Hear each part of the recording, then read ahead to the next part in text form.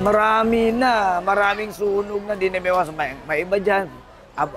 About sa mga candle, about sa hindi may iwasan talaga mostly. Tapos mga kuryente. Itong pinakamalaki halos from sa nagsimula sa building 7 to building 8 ba yata yun. Hindi ko naman, building 4. Tapos pag kinabukasan, may sumunod pang pahabol pa. Ako magpapasalamat din kami nga na binibisitahan niya kami para malaman din niya nga ano talaga ang nangyari sa amin na sa sitwasyon.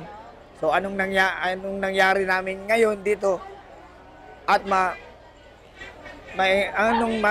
hiling namin nga kailangan namin sa arawan ngayon. Sir President, sana po gabayan niyo po kami hanggang sa kami makaahon ulit at makabangon dahil sa sunog na to. Sana po nga hindi nyo kami papabayaan at para kami makaahong at sa aming pamumuhay pang araw-araw sa trabaho. Galing po kasi ako ng probinsya.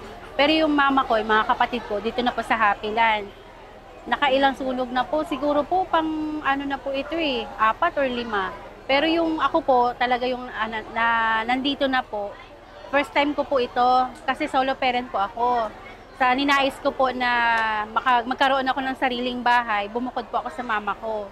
Ngayon, yung tinayo ko pong tindahan para makasuporta sa mga anak ko po, yun po ang nadali ng sunog.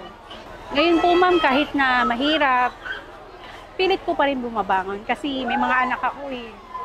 Siyempre po, ano din po, yung parang nararamdaman po namin yung pagmamalasakit niya sa amin, na kahit na kumbaga busy siya, alam naman po namin na marami siyang hinaharap na problema ngayon yung bansa natin. Nagkakaroon po siya ng time para personal pong bumisita dito po sa amin po na nasunugan.